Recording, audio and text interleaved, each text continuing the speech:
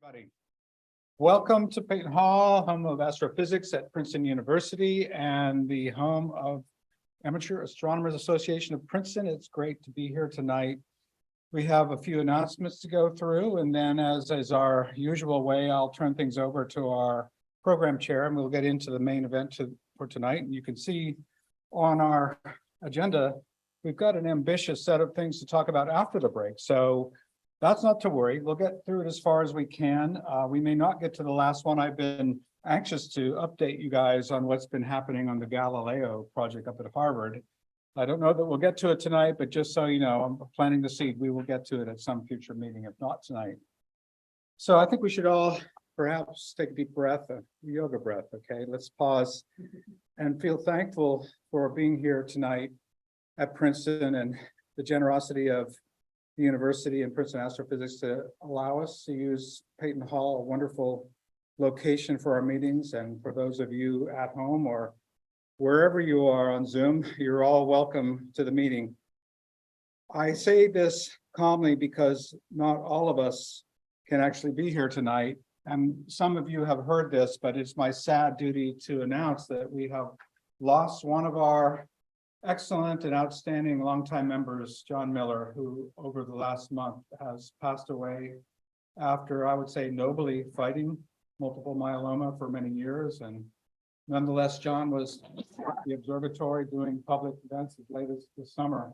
I'm sure many of you saw him, and I spoke to him just the week before we took off for a big trip, and I was pretty sad to come back and find out about this.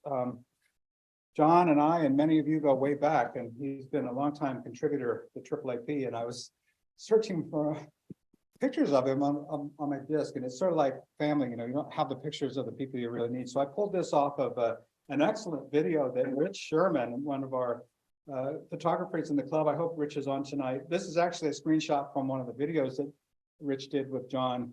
I urge you to go to it. You can go to the AAAP YouTube channel where we have embedded many videos of an educational and entertainment manner. And John gave a fun talk. If you take, I don't know, this might be a 20-minute video or something, but he goes around and talks about the history of the club and its location here on the campus. So John, you are truly missed. Many of you may not know, if you knew John only in recent years, how much he contributed through the years. And I mean, we go way back. He said in that video that he actually had joined AAAP as a teenager before we all knew him, of course. And I'm not surprised because John truly loved the AAAP, and he was a member for 25 years, but you may not know that he was assistant director under me, actually, in my second stint as director back in the 2000s. John then became director in 07 to 09. He served as secretary for several years in the teens here. He was an observatory key holder throughout. And also what you may not know is John was a principal in the early formation of our website.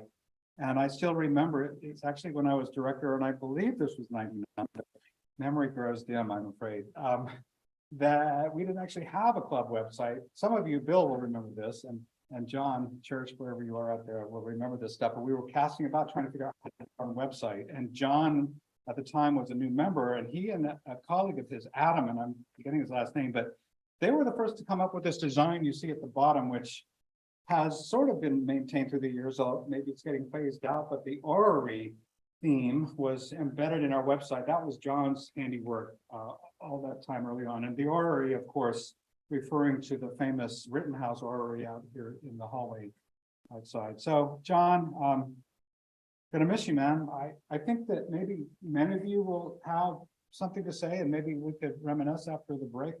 And not to cut anybody off, you may have strong feelings about this as I do, so we can talk about John after the break, and John will understand this. We have to move on right now, so we will move on. And I always like to get us back to an astronomy theme. We are, after all, an astronomy club, and I want to talk about astronomy. And I just would say, this is the sky tonight, as it is on a planetarium program, and things have changed since I last stood up here before you. Winter is coming on. Pegasus is up there. I think I'm staying muted, right? Thank you. Pegasus is up there, but I'll just call your attention. It doesn't take much calling. Jupiter is so bright in the sky right now. It's quite amazing. I'm sure you're all having a chance to look at that through your scopes at home. Also, I'll notice right here on the meridian at 10 o'clock at night, M33, one of the grandest of all the galaxies. Trying to get my size to advance. Hang on a second. Why aren't you? Why aren't you advancing? There. Well, I did get home just the other night, but it was clear Sunday night, so I couldn't resist setting up the scope and trying to take an image of Jupiter. And I'm only showing this to whet your enthusiasm. No doubt many of you have taken better images than this. And if you happen to bring them on a thumb drive, see me at halftime and we'll stick them on to show the group afterwards. Jupiter is at its largest size. It's at opposition essentially now. And 49 arc seconds is quite a whopping amount for a planet. And this was a pretty simple acquisition using these new high-tech video CMOS-based astro cameras that we've been all buzzing about. And I took 1,000 frames at like 35 milliseconds of each frame. And then I used the ASI software to distill out the top 20% and stack those into this image. And this is hardly the right focal length. I'm only at 2 meter focal length here, and we need to get up around 4 meters to make this really pop. But it's something that we should all be doing and paying attention to, as well as the galaxy I mentioned. I have shot, as many of you have, M33 through the years. It's one of the grandest of the objects, especially when it's right overhead. And this image is just from Sunday night as well, about 2 hours worth of exposure.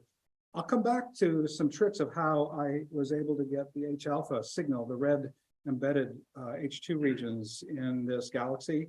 We can chat about that after the break, but I was pretty happy with how this came out, considering our lovely skies here in Princeton, New Jersey. And then one more object on the space theme, I think that you were all seeing in the news, as I was, Comet Lemon. And this was one of the brightest and most interesting comets that come through this year. It has been a very good year of comets. As you know, this one was discovered by the Mount Lemmon Sky Survey, which is part of the operation up in the Catalina Mountains and Mount Lemmon above Tucson, a place that's near and dear to my heart, having attended some of the original astrophotography workshop sessions up there. I think it's interesting that this comet is just now has reached closest to the Earth. It's perigee on November 10th, and it's only 18 million miles from Earth on that date, so it's a little farther away now. What's really amazing is because of its closeness to us, it moves really fast in the sky. And I want to show you that because also on Sunday night, I was off my diurnal rhythm, so I stayed up late. I couldn't sleep, so at least I did something useful. I got a comet movie that I hope to share with you. Let's see if it'll play. Yeah, here we go. There it is. This is individual snapshots, individual subframes of 30 seconds over the course of 1 hour. So as you see it moving, my computer's a little sluggish here. I think there's too many things open in its RAM. It's hardly moving. Now it's showing some really lovely artifacts. We'll come back to this after the break. That's a shame because I think I've got too many things in random access memory here. We'll come back to that. All right.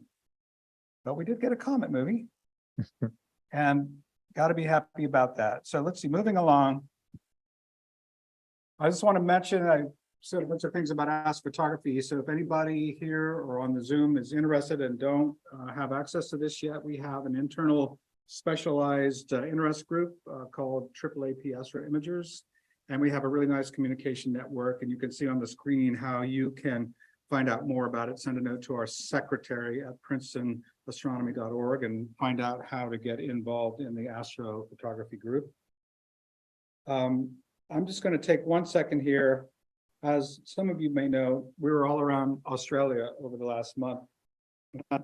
Fabulous experiences of a science and cultural nature and a little work involved for me. So that was good to help pay the bills of the trip.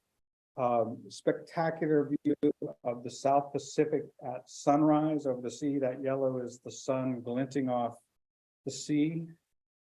And this is an astronomy image from down there. That's actually looking out over the famed Coral Sea. So you can imagine the Great Barrier Reef is out there, but I've got the moon, and that's Jupiter near the moon. So what was that, that was November, I can't remember the date, October, late October 25 perhaps. And then that's either a ship or a lighthouse out at sea, but the moon and Jupiter shot from Australia.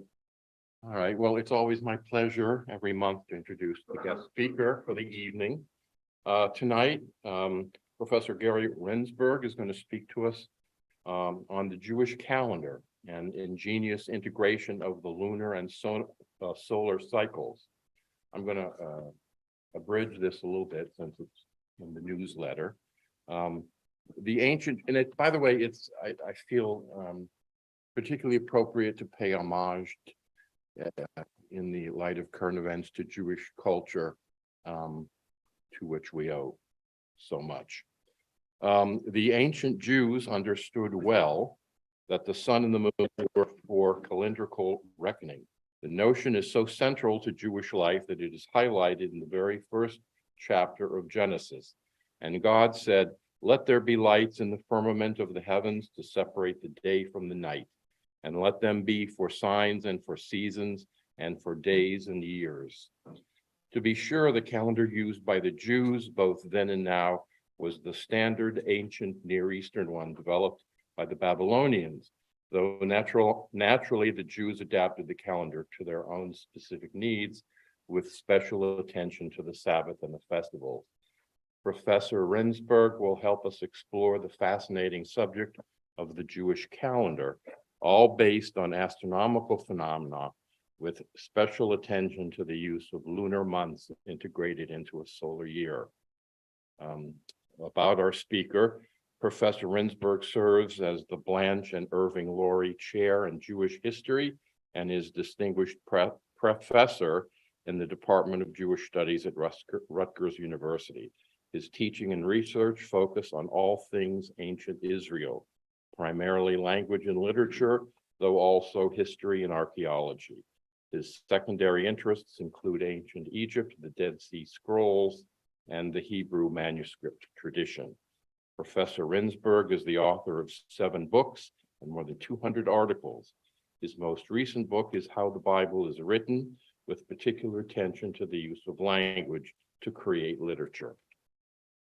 During his career, Professor Rendsburg has served as visiting professor or visiting research scholar at the University of Oxford, the University of Cambridge, the University of Sydney, the Hebrew University, Bar Ilan University, is that right? Mm-hmm. Okay.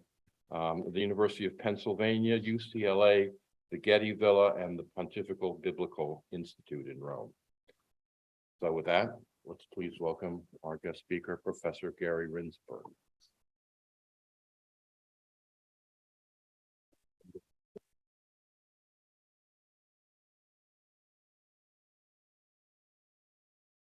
Thank you very much, Victor, for that generous introduction, and to Rex as well for reminding me of the wonder of Australia, including our favorite hopping marsupials. Always wonderful to see those. It's wonderful to be here. Thank you for inviting me. Ira was the one who made contact first, and I'm in a group of individuals who come from mainly science backgrounds, and I already heard in Rex's few words some terms that I have no idea what they mean. I come from the world of humanities, specifically history and the study of ancient languages, but I have learned so much over the years in 40 plus years of academic life at 3 different universities, from my science colleagues in particular. Naturally, I've learned from my humanist colleagues in classics and Jewish studies and religion and history and so on, but I always seek out the great scientists wherever I am as well. And that's the wonder of the university, right? That we get to learn from one another.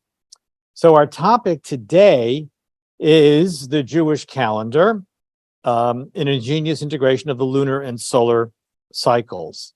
Now, in the introduction, as Victor mentioned, already in Genesis chapter 1, the people of ancient Israel recognize that the sun and the moon are required for the telling of time and the fixing of the calendar. And here is that quotation And God said, let there be lights in the dome of heaven. I go back and forth whether to translate this rare Hebrew word, rakia, either as dome or firmament. And in fact, later on, you'll see I translate it as firmament. It's sort of the whimsy of where I am.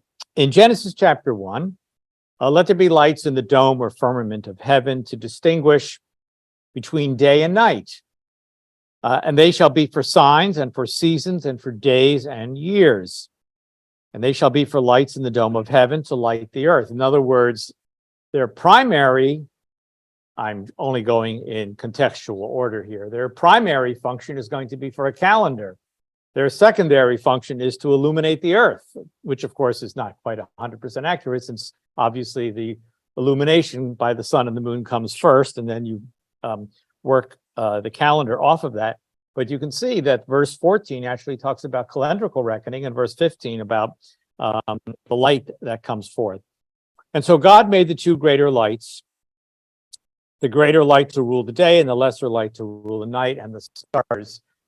Incidentally, the words sun and moon are not used here in Genesis chapter 1, although obviously those are the two great astronomical bodies which the Bible refers to here. And if you'd like, I'm not going to go there now, you can certainly feel free to ask me why that would be in Genesis chapter 1. Now, the calendar of ancient Israel, continued down to the present day in Jewish life, is actually the Babylonian calendar. Let's remember that ancient Israel was a small speck, a relatively small player in the geopolitics of the ancient world, what we would today call a developing nation, paling in comparison to their two great neighbors, Egypt in the one direction, west-southwest, and Babylon, east-northeast, in the other direction. The Egyptians actually used the solar calendar. Is not relevant to the presentation I'm giving this evening. The Babylonians developed the calendar that we see here, probably based on Sumerian precursors. We'll look at the map of these peoples in the ancient world in a little bit to refamiliarize yourself with everything you learned in middle school about those ancient peoples of Mesopotamia. And the Babylonians were great astronomers, and the calendar they developed becomes the norm for the peoples of the ancient world, including the people of ancient Israel. New months begin with the new moon. Now, I don't remember anymore, Ira and Victor, but I think we were going to present this last year at some point, but I was on sabbatical traveling, and then I think we suggested that we do it in September of this year, which was fine with me. But then you emailed me again because you had the opportunity of another speaker coming in, and I said, fine, we can move it. And we picked Tuesday, November 14th. There is nothing random in the world. It was divine providence. Do you know that it's a new moon? I don't have to tell this group, right? That is a new moon out in the sky tonight. So this is the beginning, right? That was providential, we all agree.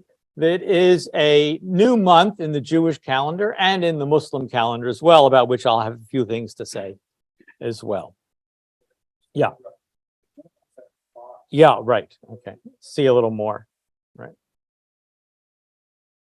You'd think after 3.5 years of doing Zoom lectures, we'd all be expert in this, but our minds are not big enough to understand both more than one thing at a time, right? Thanks, Rex. So the new months begin with the new moon, as we have this evening. But since the lunar cycle is 29.5 days, and of course that's an approximation, we have a problem. Are your months going to be 29 days or are they going to be 30 days? So the way this gets reckoned is that you basically have 6 months of 29 days and 6 months of 30 days. And this is on your handout. And if you do the math, you come up with a total of 354 days to the year, which the Babylonians already realized falls 11 days short of the solar year. To what extent they might have known about the 365 and a quarter, we'll ignore the quarter. The 365 is close enough. To our good fortune, we have scores of cuneiform tablets like the one I'm showing you here, which are astronomical diaries of both the Assyrians and the Babylonians, written in the ancient Akkadian language on these cuneiform tablets, in which they recorded astronomical observations, phenomena such as the alignment of planets, comets, anything that was eclipses, anything that was extraordinary get recorded in these. Now, we don't have a full run of hundreds of years, but we do get glimpses of time frame, time capsules, as it were, as in this text from 333 BCE, located in the British Museum, housed in the British Museum. Here's your map to recall where people lived: Babylonia in southern Mesopotamia, Assyria in northern Mesopotamia, and Jerusalem, the capital of ancient Israel, in the land of Canaan, and Egypt down there to the southwest. All of the peoples that you see along the Tigris and Euphrates, starting in that mountainous region in the north, which is modern-day Turkey, and then the two rivers flow in a southeasterly direction before they empty into what today we call the Persian Gulf. All of those people use the cuneiform writing system on clay tablets, although they would have used their local languages. Sumerian, Babylonian, and Assyrian are related dialects of the same language, Hurrian in the north, and so on. So this is, as we were discussing just a moment ago, the Babylonian calendar. Now, the Babylonians and the Israelites both wished to keep the lunar calendar, the lunar year of 354 days, on track with the solar year of 365 days. And thus, every so often, about once every 3 years, or to be more accurate, 7 times in a 19-year cycle, they intercalated a 13th lunar month. In other words, if your spring month, the New Year's in the spring, if your first month of the year is, let's just make it simple for the moment, it's right after the vernal equinox. So, give a date, March 25th or something like that, what we would call March 25th. Next year, it'll be on March 14th. And then the year before that, the next year, it'll be on March 3rd. And the year before that, it'll be in February something. Everybody following this, right? Because you're always falling these 11 days short. But since in the Babylonian system, the first spring month was the festival for the sowing of the barley, they always had to ensure that that fell near the vernal equinox, because that's when you sow barley. Crops aren't based on the lunar cycle, crops are based on the solar cycle. Everybody with me? And so when they realized that the first month of the year would fall a bit too early, and they had astronomers and mathematicians calculating all of this, they would intercalate a 13th month. In other words, we have our leap day once every 4 years. They would have a leap month approximately once every 3 years, or to be more accurate, 7 times in a 19-year cycle. Why? Because after 19 years of losing 11 days, you have 209 days short. But if you intercalate 7 30-day months within that 19-year cycle, the 210 and the 209 are close enough. Okay, that's about as sophisticated as my mathematical mind will take us. Okay. And hence, this would ensure that the first month of the year, known as Nisanu, later on in Hebrew, Nisan, equivalent to our March timeframe, March-April timeframe, that it would always fall after the vernal equinox. The first new moon of the year always had to fall after the vernal equinox. And the Babylonians, remarkable astronomers, had this all figured out and have terminology for things like our words and so on. And as I said, this was especially important because the first month of the year, this month Nisanu, with the New Year festival, known as the Akitu festival, it celebrated the sowing of the barley, and that had to happen, obviously, at the proper time of the spring. There was a second, slightly less important autumn Akitu festival, at the beginning of the 7th month in the autumn, which marked the harvest of the barley and the beginning of the fallow season. So keep that in mind for the time being. We'll come back to that. What did they do on the Akitu festival in the spring? They read the creation story known as the Enuma Elish. Can you believe that there are scholars who actually can read Babylonian cuneiform, right? A complicated writing system. It's a poem spread over 7 tablets in the British Museum as well. And Enuma Elish is simply the way of saying in Akkadian or Babylonian, when on high. It's the first opening words of the myth, and it talks about the creation story. It celebrates in particular the god Marduk. This is from a stone seal, a line drawing based on a stone seal. It celebrates in particular Marduk, the patron god of the city of Babylon, who slay the goddess Tiamat, the goddess of the salt waters. And this is the iconic image that was used repeatedly, actually, or variations of it in Babylonian culture. Now, in ancient Israel, as I said, they followed the same system. And they especially had to do it because they didn't just have this one festival, which was agricultural. They had 3 important agricultural festivals. And for that, I invite you to look at your handout, the backside of the handout. And these 3 festivals are, in Hebrew, Pesach, Shavuot, and Sukkot, which we translate as Passover, weeks, and booths. Truth be told, we do not know what the Hebrew word Pesach means, and it is simply a convention to translate it as Passover. Yes, there are still things we don't know, even in a very well-known language like Hebrew. As you see from the handout, Pesach, Passover, falls on the 15th day of the first month. It's a 7-day festival, but the first day of the festival will be the 7th month. The 15th month of the 15th day of the first month, accordingly a full moon. And that is not a coincidence, of course. Passover represents the barley harvest. If you look at that map that I showed, and I don't want to go back, you may have noticed that Jerusalem and Babylon are about on the same latitude, but because they have different climates, their harvest seasons are very much reversed. In Israel, you sow the crops in the autumn and the winter rains feed them, and you start harvesting in the spring with the barley harvest. In modern day Iraq, it's the opposite because it's mainly a riverine society with the Tigris and Euphrates, and so they actually are just sowing their barley when the people in the land of Canaan are harvesting their barley.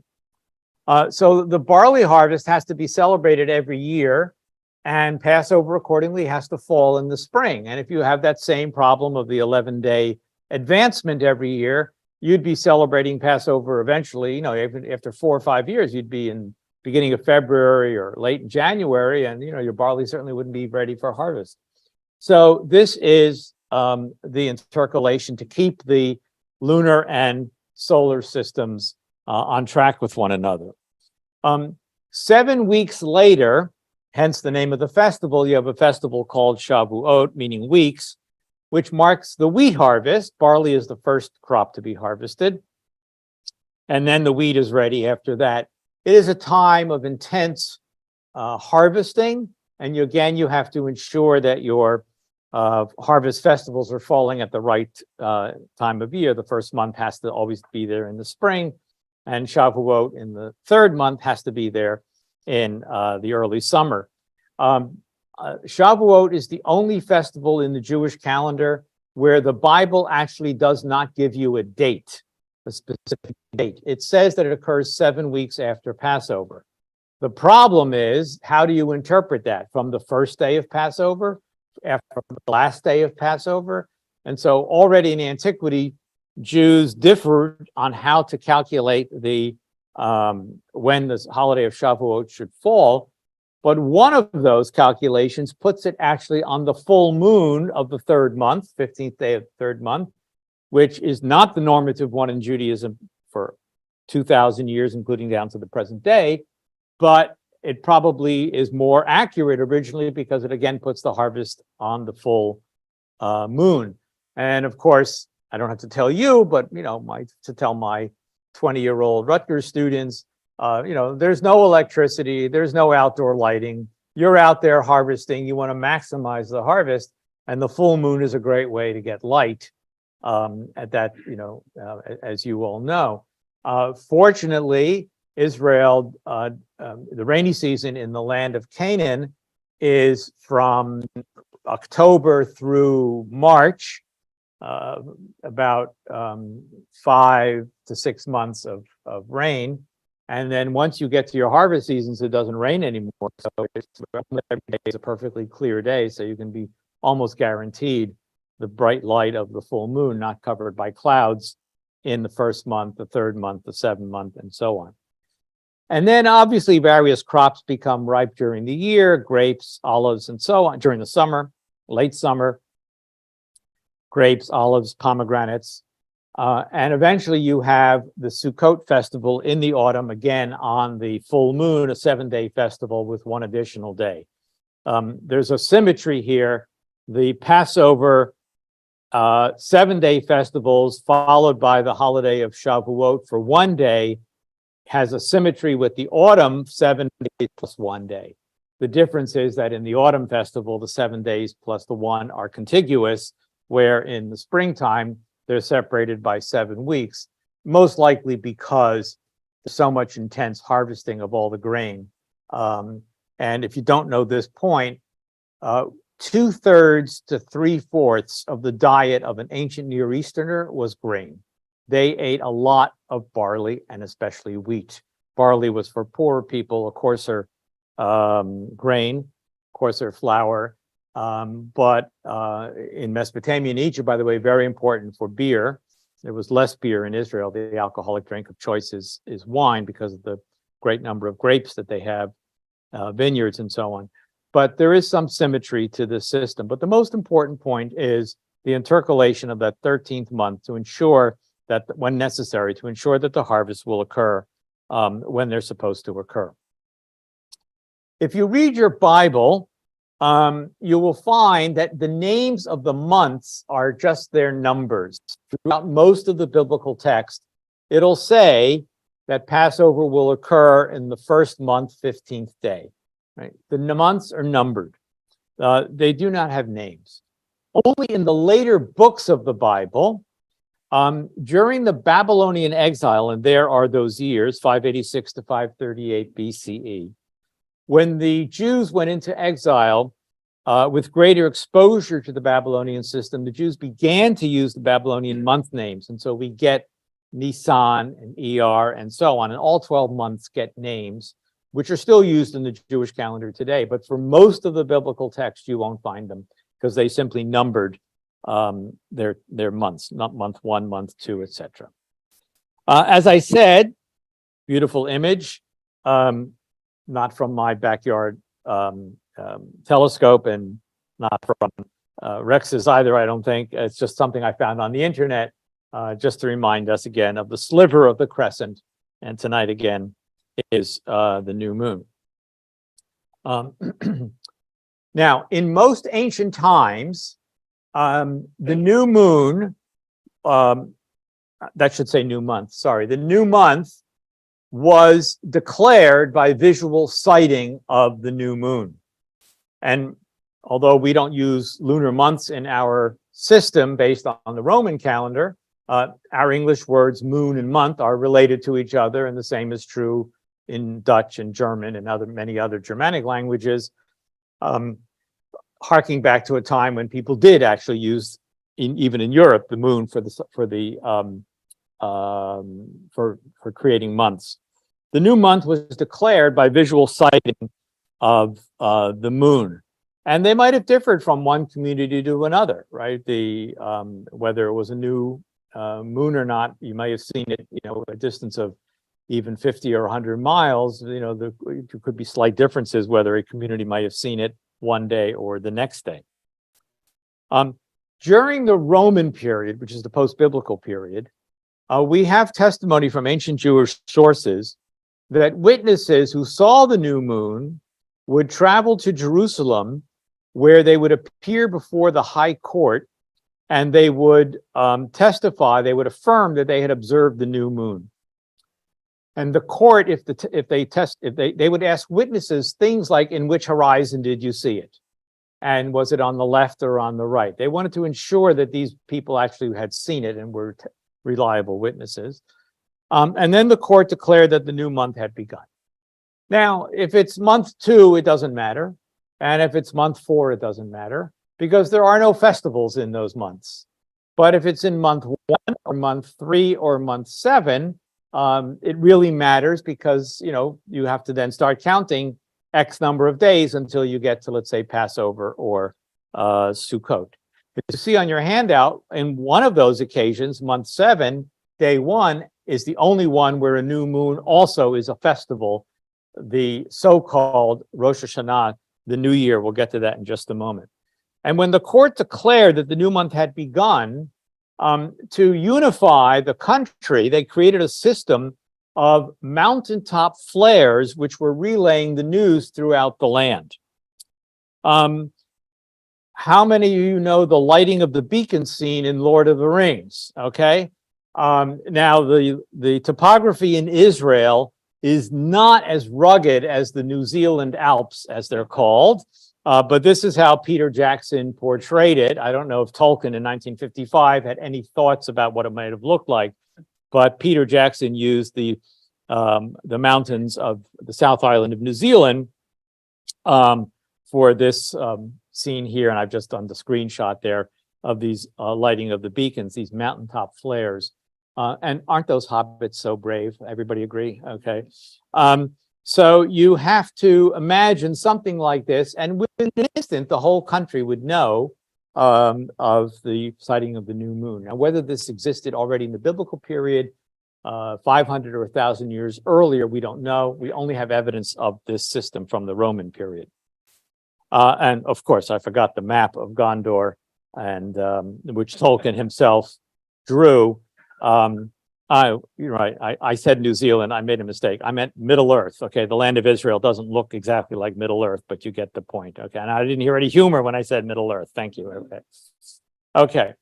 Okay. Eventually, the Jews must have figured out, you know, it's the same every 19-year cycle, and you could mathematically calculate when the next new moon will be, which all of you can do, right? Even without sophisticated computer programs.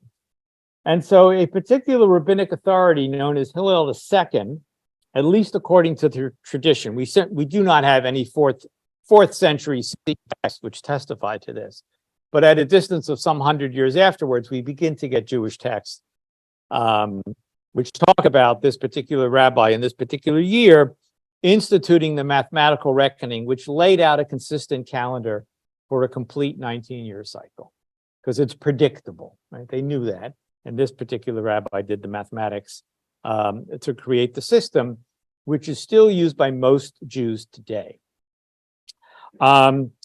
Even though we know that calendar controversies persisted into the Middle Ages with the Jewish community, there were some Jews who insisted on continuing to use visual sighting, because religious tradition is very conservative and you don't want to update with some newfangled technology like arithmetic. You want to keep using the old system of visual sighting. A word about the Muslim calendar: Islam to this day also uses lunar months, and in Islam it must be sighted. So the Muslim tradition is a older technology, as it were, visual sighting of the new moon. I also should mention that in Islam, there is no intercalation at all. So I meant to do this and I didn't look it up. So if the beginning of Islam is the year 622, well, that's actually pretty easy math, right? That's 1401 years ago. But in the Islamic calendar, it's more like 1415 or 1417. I don't know where we are now in the Muslim calendar. Because they don't keep track of they don't adjust for the 11 days. Did that make sense to everybody, right? So they're not really 1400 years and 1401 years away but in slightly more than that because of the 11th, which is to say the months float through the year, which is most important for the holy month of Ramadan, which includes daytime fasting. So when Ramadan falls in the summer, it can be quite difficult for Muslims because the daylight hours, could reach 14, 15 hours. When Ramadan falls in the winter, the daylight hours are 10 hours or something like that. So the fast becomes easier.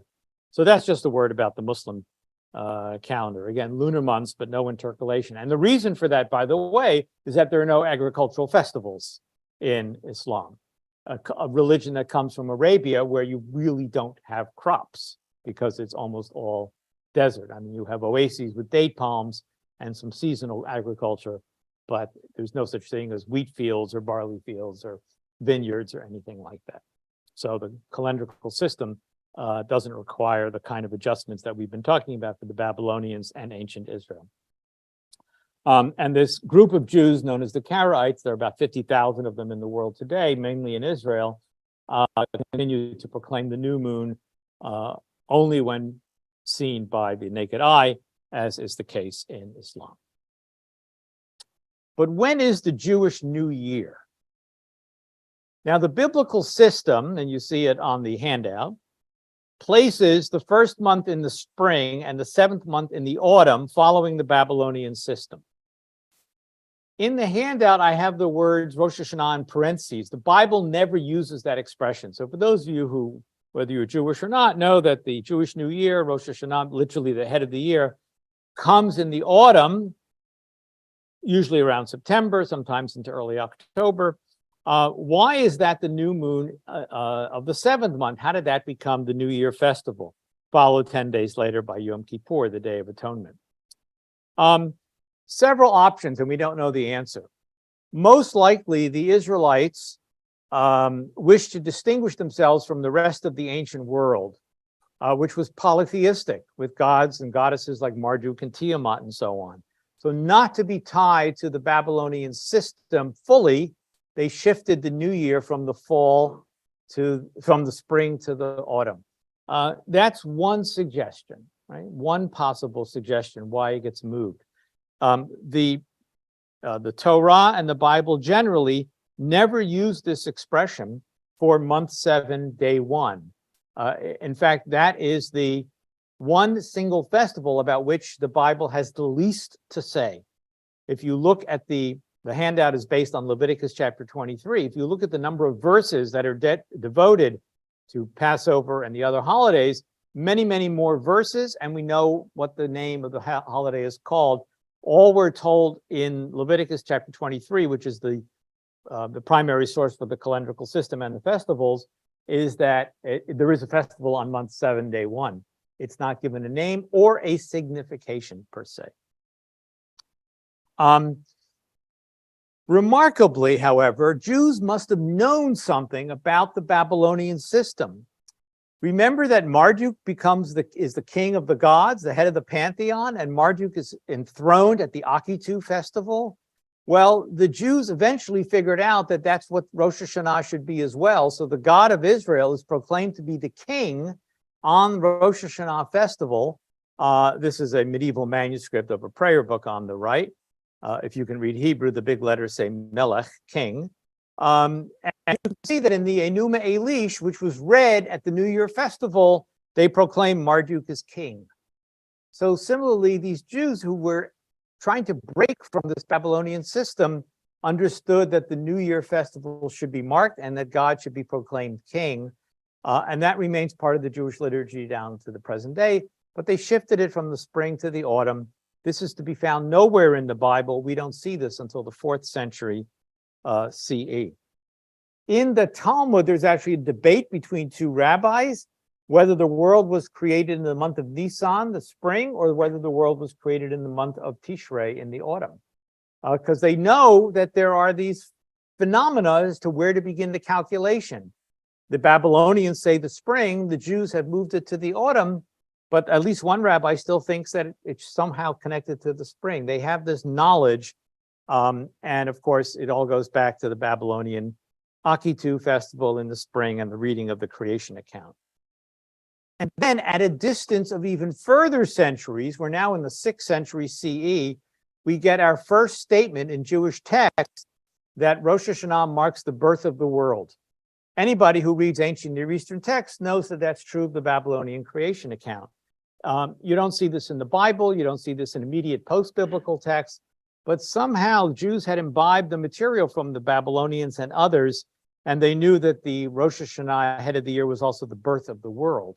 And you get that proclaimed finally in a poem in the 6th century CE, the early Middle Ages.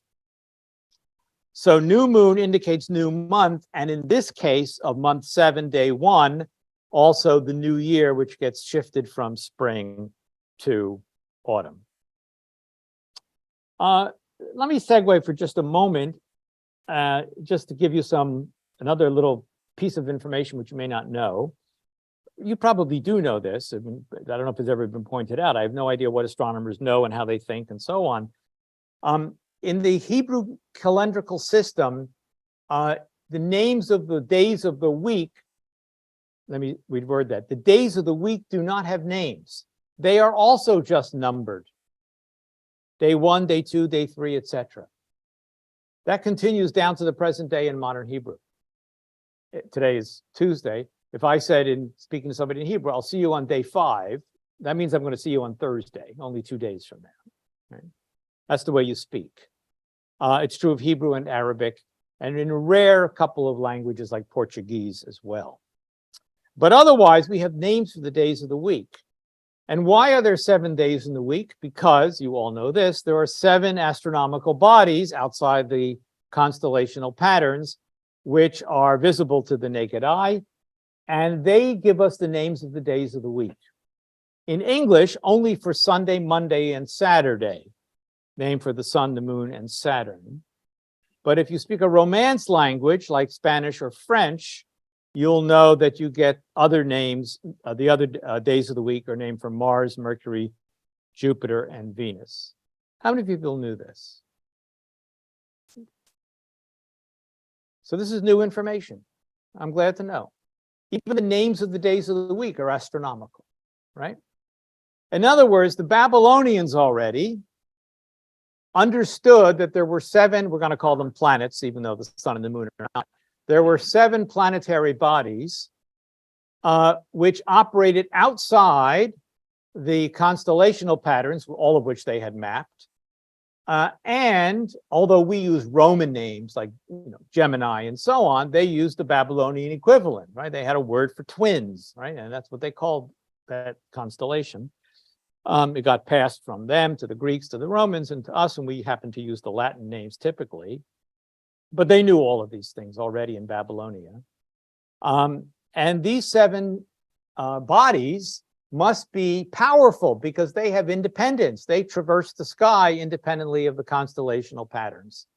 The stars are minor deities, but the planets are major deities. And they become major deities. We again inherit them through the Roman system, so Mars and Venus and so on. But these are all part of an ancient system. And that's why we have 7 days in the week. Did you ever wonder why we don't have a 6-day week or an 8-day week? We have a 7-day week. The only day that has a name in the Hebrew tradition is the 7th day, Shabbat, from which we get our word Sabbath, which means the planet Saturn. But in the creation account in Genesis chapter 1, spilling over into chapter 2, the text doesn't even use the word Shabbat, the name of the holy day of Sabbath. It uses the expression 7th day. So it has a colorless calendar. The months don't have names. The days of the week don't have names, right? And in the case of the months, they eventually get the Babylonian ones. In the case of the days of the week, until the present day, they're still counted and not named. These were all too polytheistic. I didn't make that point yet, right? These are all too polytheistic. We tend not to use the word pagan anymore. It's got a negative balance to it, but they're too pagan to refer to the names of the days of the week by astral deities or planetary deities such as Jupiter and so on. So that is the presentation that I had intended to give, but I decided to add a few little things at the end here, only because I didn't know how much time it will take, and I've lost track of when I started. How are we doing, Rex? That I have my, I can go till when? 11 p.m.? When are we? In Sydney time, Sydney time. It's interesting. Thanks, Dave. Okay, so I got two little bonus things here for you. I was thinking, what else can I tell you about the ancient world that I know with astronomy? Two little tidbits. I thought of a third one, which I could enter. I'll say something, only because Rex at dinner was telling me about he just returned from Australia, to which I also have been on several occasions. But before we get that, important question. Did you see me put this up before, 586 to 538 BCE? How do we know the dates of anything that happened so long ago? I see nods. How do we know when anything happened? Everybody with me? Right? Okay. What did you say? Isotopes? Well, carbon-14 dating is, of course, a new technique, which helps us date within a plus minus of 50 or so years, but we have specific dates, and that you can only use with organic material. So let me take you back to the 19th century, the glory years of the new field of archaeology. Austin Henry Layard, as a young man, trained as a draftsman, you see him there in the upper right, you see him as an older man in his portrait. A British scholar goes off to Nineveh in northern Iraq, basically modern-day Mosul, for those of you who follow Middle Eastern news, and Layard starts to excavate. He's basically the first archaeologist. And he publishes his book in 1849. These are drawings, many in his own hand, of what the place looked like when he got there.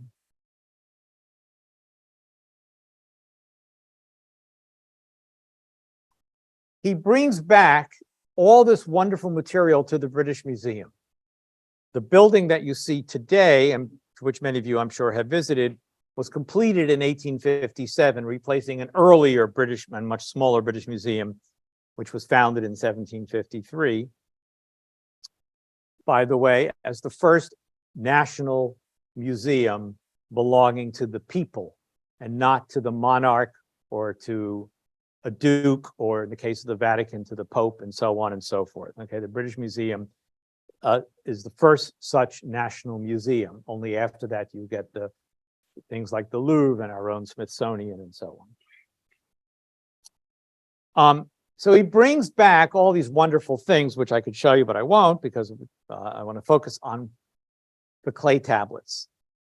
At Nineveh, he struck gold, not literally, 30,000 Babylonian clay tablets, or Assyrian, mainly Assyrian. Assyrian and Babylonian are very closely related. And nobody could quite read cuneiform yet. There had been some beginning steps. 30,000 tablets are brought back to the British Museum.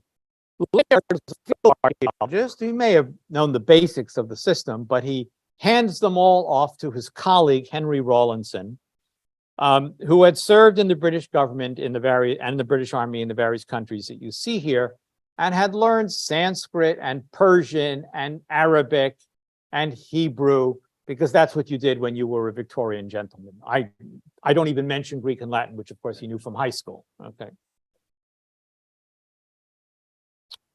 And Rawlinson is one of the scholars who gets credit with the decipherment of that cuneiform writing system. And he's continuing to work on these tablets in the British Museum. Meet George Smith, who unfortunately died young at the age of 36. In 1861, he's 21 years old. He's working across the street from the British Museum as a banknote engraver for the Bank of England. And he was a curious young man, and he would spend his lunch hours and after work evenings in the British Museum looking at the objects. And he learned to read cuneiform more or less on his own by reading Rawlinson's publications and some other publications. Rawlinson noticed his interest and his acumen, and he hired him to assist him in the British Museum. And for the rest of his career, his short life, for the next 15 years, George Smith made remarkable discoveries reading cuneiform tablets. Rawlinson did as well, but Rawlinson is a curator who has, has to worry about budgets and, file reports with the director of the museum. He's a busy man. Smith devotes his full life to reading tablets. Among the tablets he finds from Nineveh is he reads this tablet and it records a total eclipse of the sun. And he figured out that it must be the total eclipse of the sun that was visible in northern Iraq on the 15th of June, 763 BCE. Now, how did he know that it was the 15th of June, 763? Of course, that's the circular reasoning here, but this is the tablet that records the total eclipse. It's one of those astronomical diaries that I mentioned. And this is the key line in year 9 of the reign of this particular king. In the month of Simanu, an eclipse of the sun took place. It uses the word sun, shamash in Akkadian, and it uses this expression akalu, which means to be bent or twisted or obscured, and that's how he knew it was an eclipse. But how did he know when any eclipse occurred 2,700 years ago, 2,600 years ago then? In the late 18th century, the great French scholar, Francois Clément, had published this book in which he laid out all the eclipses that were verifiable from ancient sources, meaning mainly Greek and Latin sources. And because you had, and where they could be cited from, and because he had enough mathematical and astronomical knowledge, already in the 18th century, Clément figured out backwards in time where eclipses could be seen from various parts of the Mediterranean and the Near East. One of which was June 15th, what was the date? June 15th, 763 BCE. So there was no other eclipse that was visible from northern Iraq within a long time frame, except for that date. And George Smith used this book to figure out that that must be the date of that tablet. And ever since then, much more evidence, of course, has come, but that's how we can date everything. This is a color photo of the same tablet, British Museum website. He shows it to Rawlinson. He shows his findings to Rawlinson. Rawlinson, the famous professor, publishes an article, The Assyrian Canon Verified by the Record of a Solar Eclipse, year 763, in this venerable journal in England called the Athenaeum. And I've put text boxes around particular dates here, which we still use today. At a distance of 160 years, we're still using these dates based on George Smith's calculations based on that tablet. Rawlinson publishes it, but he gives full credit to his assistant, George Smith. A sidebar comment. Today, ever since Layard brought back 30,000 tablets, another 100,000 tablets have arrived at the British Museum. How do you store 130,000 clay tablets? Well, you store them in the tablet room. I took these photos when I was just there just 3 months ago in August. And scholars are at work. And you see these bays with these trays, and they're all filled with cuneiform tablets, and they're all cataloged, and you can call such and such a tablet, and they'll bring it out to show you. These are tablets that have been studied, are now awaiting reshelving. I took a photo of that. Fantastic work. Thank you to my colleague, the curator of the Babylonian collection there, who invited me to come behind the scenes to see the tablet room. Okay. The last thing I want to show you, unless we have still yet one more minute for something good for Rex and anyone else who's been to Australia. I want to take us to Daniel chapter 12, verse 3. This is the last book of the Bible to be written, of the Jewish Bible, the Old Testament. It's set in the 6th century in the court of the Babylonian kings, Nebuchadnezzar and his successors, but it's written in the 2nd century BCE. Specifically, we can date it to 164 based on internal references during what's known as the Maccabean Revolt in Jewish tradition, which leads to the Hanukkah story, which will happen 25 days from now because it's the 25th day of this month that starts tonight with the new moon. And in Daniel chapter 12, it says, by the way, when Victor introduced me, he mentioned my work in Hebrew manuscripts. So when I put images up here, it's just famous Bible and other manuscripts which exist in museums around the world, libraries around the world. Daniel chapter 12 says, and the wise ones shall shine like the brightness of the firmament. There I use the word firmament. And those who turn many to righteousness shall be like the stars forever. This passage, this word here, the brightness of the firmament, has always puzzled scholars. What is the reference? This is another astronomical diary from Babylonia in the British Museum, and it records a comet in 164 BCE that was sighted from Babylon, which we now know to be Halley's Comet. The same observation is recorded in another British Museum tablet, although no photo was available. I don't want you to think I was lazy. I actually captured the British Museum website there to tell you that no available image, except I did find a line drawing of it in a publication from 100 years ago. So this is the key tablet, and the other one that mentions a comet visible from Babylon.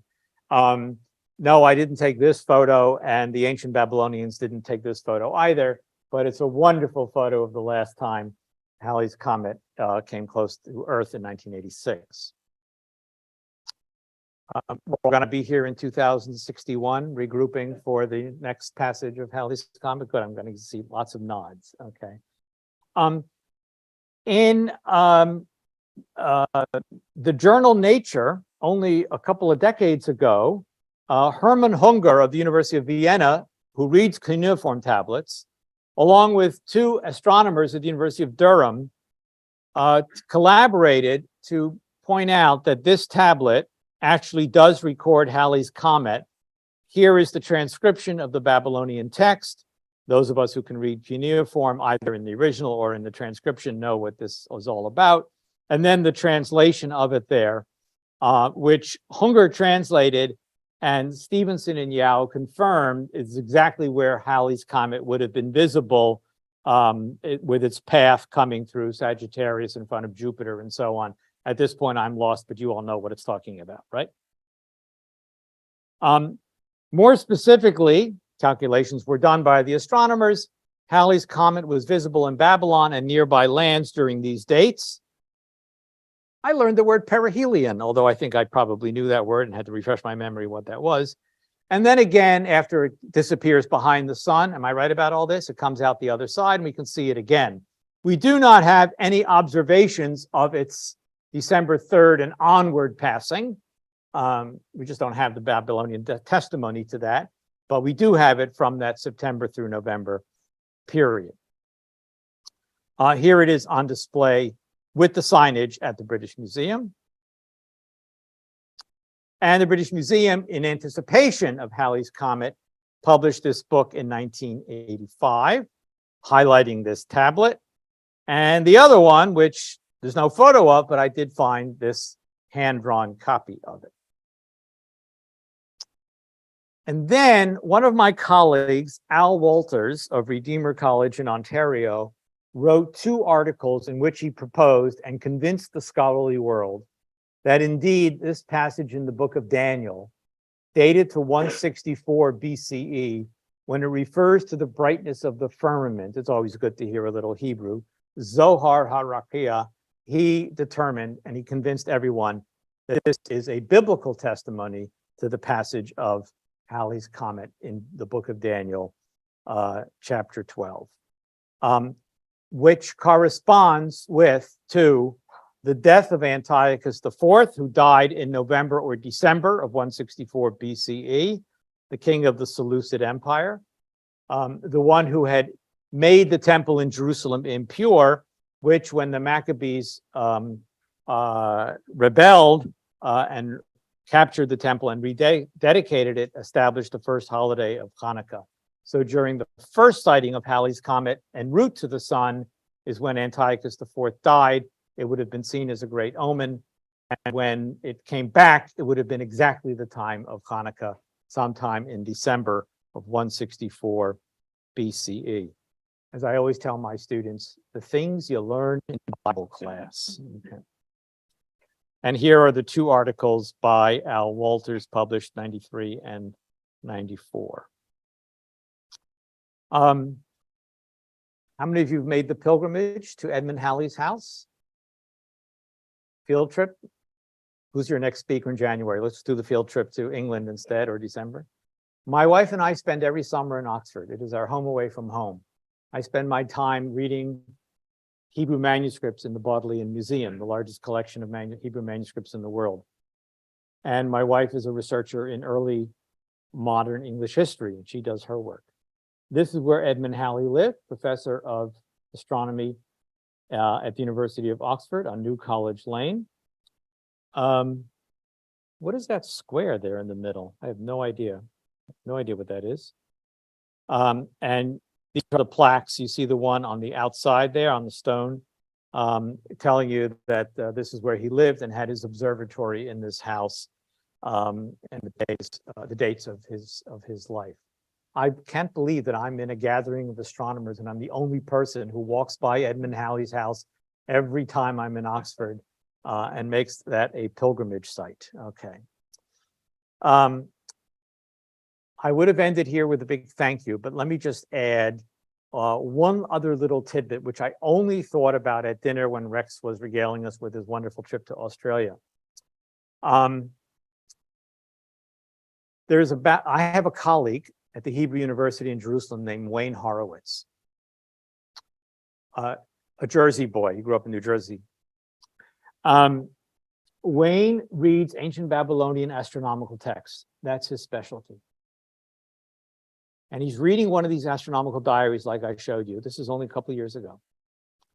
And he sees a reference there to a star that the Babylonians were unsure what the star was at a certain point in the calendrical year. I forget when it is. I'm doing this all from memory now. Wayne had a theory. Wayne theorized that it was the northernmost star of the Southern Cross, which is only visible as far north as the latitude of Jerusalem and Babylon, which I showed you are more or less on the same latitude at a particular time of year. I don't know when that is. He took an astronomer colleague from the Hebrew University and they went to the southern part of Israel into the desert, which is one of those dark skies. And the astronomer confirmed at that time of year that was in fact the northernmost star of Southern Cross. That's what we do. We bring science and the humanities together in the universe which we inhabit in the university. Thank you very much.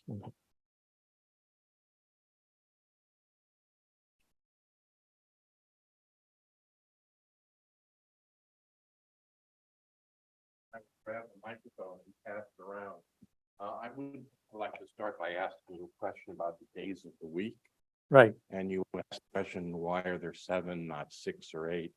So what cycle is a week? What does that correspond to? Anything useful? I mean, today it is. We use it all the time. But by the way, when I was a younger professor, I would say to my students, maybe the Beatles were right. Maybe it is 8 days a week. But my millennials have no idea who the Beatles are. I'm sorry to tell you. This is a great question. There is nothing in nature's cycle that is a 7-day system. Right? We know the sun, we know the moon. There is no such thing as a 7-day system. In fact, that's one of the geniuses of ancient Israel. It's still debated whether they were the ones who created the week or not. But the genius is to create a festival day, which we usually associate with once per year, to create a festival day, the Sabbath, once per week, which falls outside of nature's cycles altogether.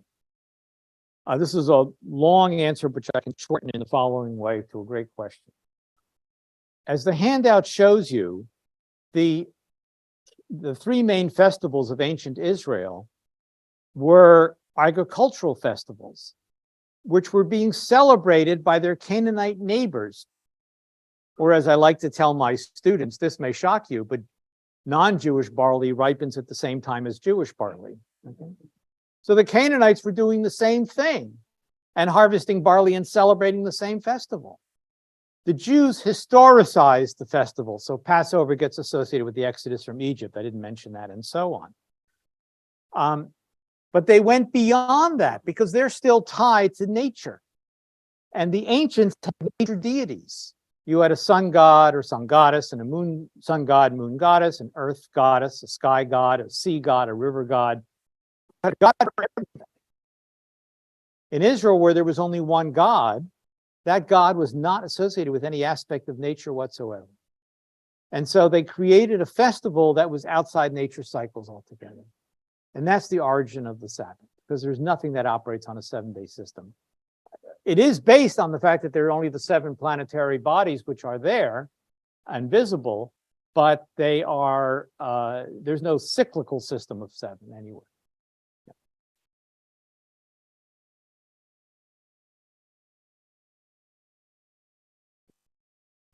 So that's falling on my head. Yeah, okay. At the start, you talked about the 7 30-day leap years in the 19-year cycle. That's 210 days. Right. That makes up for a 209-day shortfall over the same thing. So 1 day over 19 years isn't a lot, but over the course of centuries, it adds up. And was there a grand correction, much like in the 1700s when they took 11 days off, going Right. from the Julian to the Gregorian? Right. All such questions have to be directed to Professor Shasta Stern of University College London, who is the world's expert on the Jewish calendar. And I believe the answer to that is yes. But I kept it simple. Yeah. Because I'm a bear of very little brain, and I had to keep it simple for my own presentation. And when we get involved with these minor details, which are not over 19 years are not minor, is a speck. But you're right, over centuries that would mean something. I think there is in some fashion. Yeah. And I don't remember exactly what it is. One of those 7 leap years may be only a 29-day month, not a 30-day month, if I recall, which would make the 209 instead of 210. Okay. I think that's how it happens, but I don't remember which one. Yeah.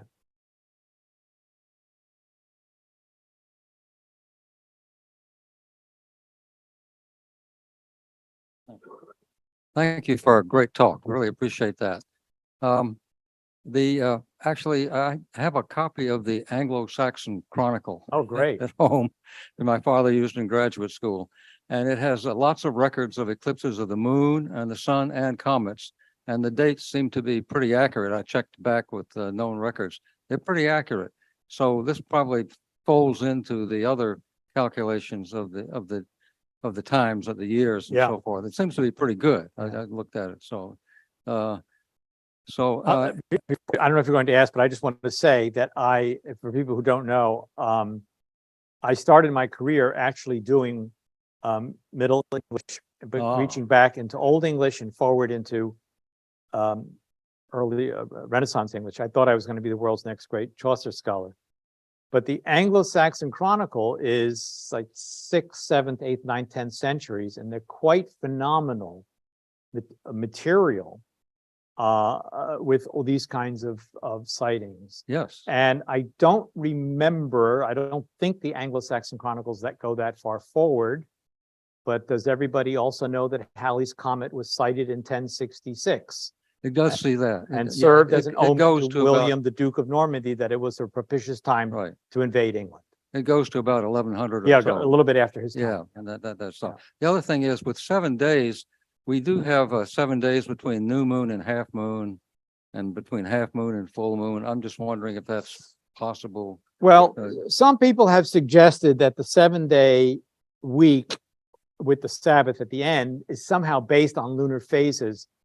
But there's a big difference between 28 and 29 and a half. Yes, that- And that is to close, say, yeah. in 1 month, you'd already notice it. In 2 months, you'd be 3 days off, and in 3 months, you'd be, or in 4 months, you'd be 6 days off. It doesn't work. Right, I know. Yeah, Just a thought. Okay. Yeah. Behind you, yeah. Thank you very much for very interesting presentation. What I'm seeing here of the Babylonian calendar, which eventually became the Israeli calendar, that it seems to be also look very much like the Chinese lunar calendar. So is there anywhere in history that shows that there was perhaps some nexus between the Chinese lunar calendar and this Israeli calendar? We long range trade between China and the Near East was probably already in place in what we call the late Bronze Age or the early Iron Age. But I suspect that the use of moons for months is pretty much worldwide. And yes, the Chinese calendar, which is dominant over all of East Asia, is a lunar calendar as well. But I don't think this is one of those influences, So I think it's just independent calculation. We think there's one mention of China in the Bible, actually. I mean, the word appears in Hebrew as seen, and the only question is, does it mean China or something else? And one of my colleagues in Israel has just written an article that he thinks it means China. And there is some other occasional evidence. I'll just throw this out. A long range. I happen to be a diffusionist and think about these long range connections. Where did everybody? Okay, the commonest metal used for 2,000 years in the ancient world was bronze, an alloy of copper and tin. And copper is to be found everywhere on the surface of the earth. Tin is very rare. And the two great sources of tin in the old world are Cornwall, England, and Thailand. People have looked for tin mines in Iberia and Turkey, and they seem to have found some, but they're so little, it's hard to imagine that supplied the tin. We think the Egyptians got it from Cornwall. That doesn't mean they sailed to England, but through intermediaries, Celts and other people.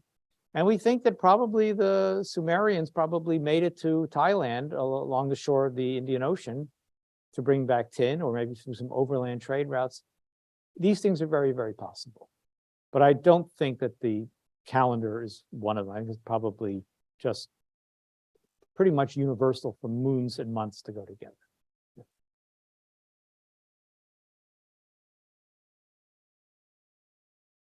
You describe people that testified in the court that they observed the new moon. Were those specially trained people to perform this type of observation, or any citizen could just rush to the court? I don't know enough about that to answer that question intelligently. I think it was any person. Any person. I think they might have preferred any person, And, right? Because the expert would know, right? The one Right. who's spent his or her life doing such things. But I think they probably wanted ordinary people. And in your opinion, was it a duty of any citizen to report such observation, or people just felt that it's an honor? Both, Both. but I was going to use the word honor. It was probably an honor to do so. Mhm. Given the importance of it.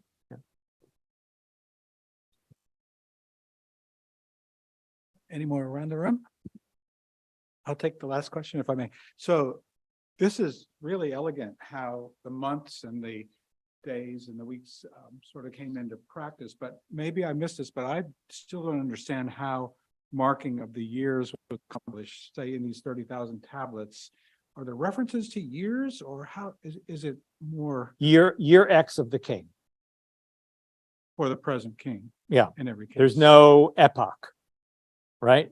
Everything is by year such and such of the king. And when we when you see that it's, um, don't get dizzy here, folks. So this was year 9 of this king's reign, which we now know that he ruled 18 years. Did I do the math right? 17 years, right? So we probably only get tablets which refer to year 17 of his reign, and then they stop. And then his son will take over with year 1 of his reign. And so what George Smith did was align each king one after another and to create a continuous tradition, which is what allowed Rawlinson then to do this timeline.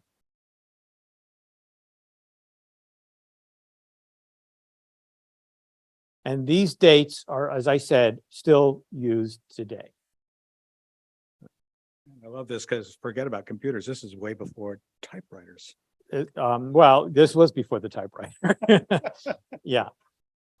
These were, the brilliant individuals of a different generation. We stand on the shoulders of giants, as we like to say in our field. Fantastic. I don't want to.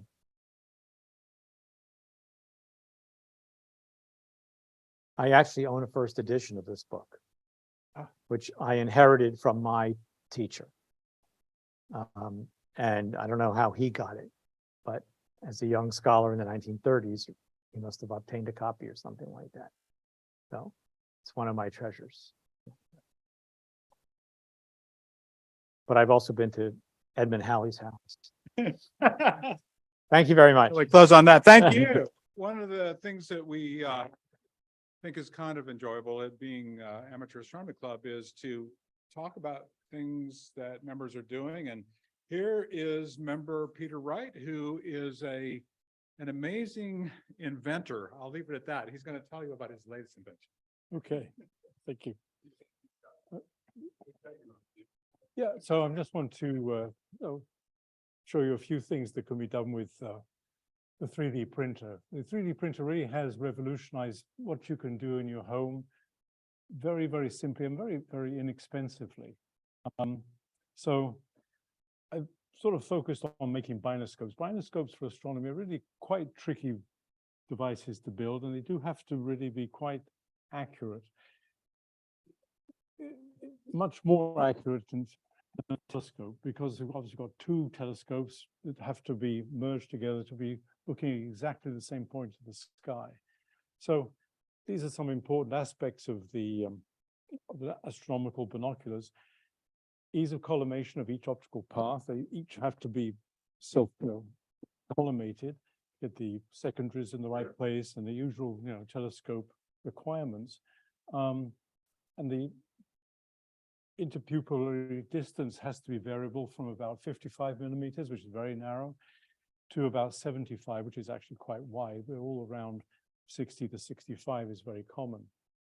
The ease of merging the left and the right images so that the brain perceives one image is absolutely critical. And with sort of homemade devices, you have to have some method to do that on the fly. And in this particular model, if you come down later to just quickly look at it, there are a couple of wheels on the back that you can reach while viewing in the eyepieces to join the 2 images together. So you can always get the stars to overlap exactly. Ease of focusing of each eyepiece is obviously important, and ease of observing the sky with minimal neck strain. Regular binoculars really are, straight through binoculars are not very well adapted, I feel, for astronomy. You've either got to lay down on a lounge chair or a parallelogram mount, or some other device to kind of, take the weight of the binoculars. And then they always jiggle around a bit. Even 7x50s I find a bit unsatisfactory, except for a quick, glance of the Milky Way. So, okay. Share screen. Thanks. Knowing which button it would be is quite tricky.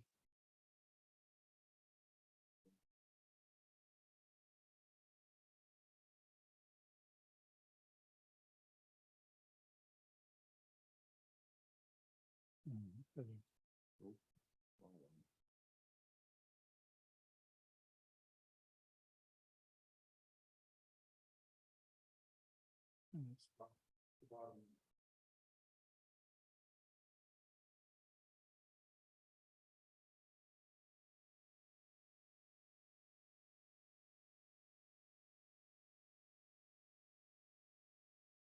thanks very much, Dave. So here we just have a picture of the binoscope that I brought with me this evening. It's 114 millimeter mirrors, so they're f8 4.5-inch mirrors, and it makes a comfortable binoscope that you can easily carry around. It's not, super powerful in terms of what people have in terms of 17.5-inch binoscopes, which are, completely untransportable, extremely awkward. But it's a very much an all-rounder binoscope, enough to see all the Messier objects from a dark sky with ease, and it really brings out the apparent 3D image that the brain likes. Of course, it's not 3D, but it certainly is a much more pleasing view of globular clusters with a binoscope than it is with a even larger telescope. I always remember seeing Omega Centauri in the Texas Star Party years ago, and it was just a boiling soup of porridge. It looked like in a telescope, but you looked in a binoscope, and somehow the brain just, the whole ball of stars just stopped, and you really got the impression of a three-dimensional, amazing object. So I'll just run now.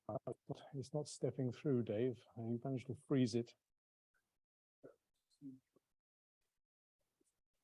Oh, we never seem to evolve much. Zoom occupies something.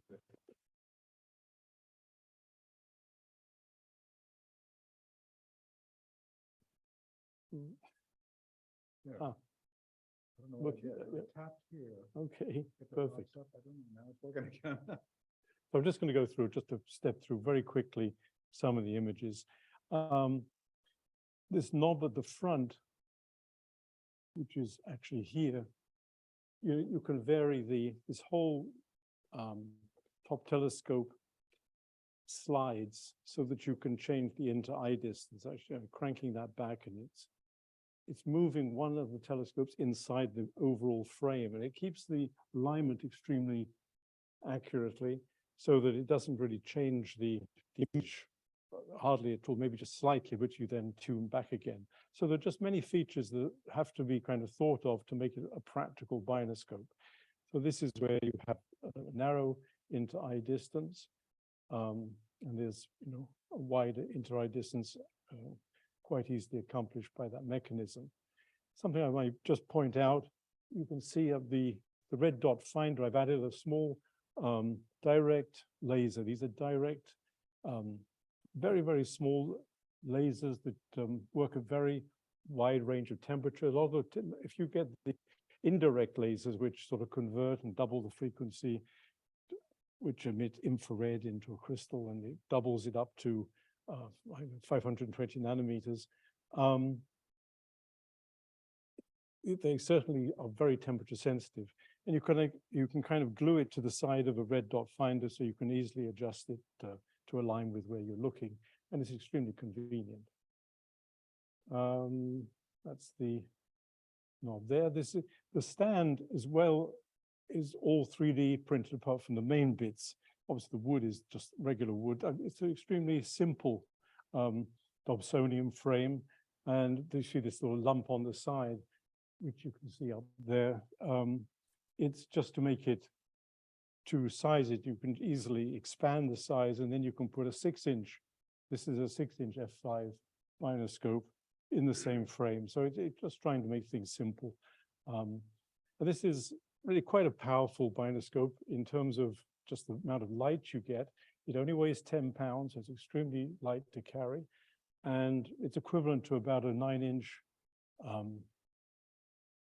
mirror with the two. You add them, about 2 6-inch mirrors become sort of 1.4 times 6 inches, roughly the agreed light gathering power of the system.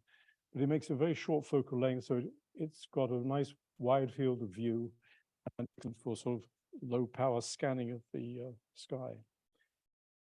And that's just the front view of that. And this is a 3D setup. It's just an investment. It's just amazing. It's only, they've come down in price. It was about $400 about 3 years ago, I think, when I purchased it. And now they're about $250 because they're kind of obviously the older generation. You can see it's actually in a portable toilet booth, which is a wonderfully cheap way to get an enclosure. When you print ABS, which is a thermoplastic, it's a bit harder to print than what's common with 3D printers, which is PLA. PLA kind of gets a bit deformed if you leave things in the car and in the hot sun. It's quite a low temperature plastic. ABS does require an enclosure, and this was extremely inexpensive, at 24 bucks, I think, from Amazon, to create an enclosure. It has a nice big opening door, and you can just zip it up, and it stays at around, 120 Fahrenheit or so inside, and the whole thing is very stable with no air currents, and that's very critical. And that little thing on the side is just hairspray. In fact, you can find these kind of ideas on the internet, obviously, and you just spray that on the glass, and you just never have trouble with your 3D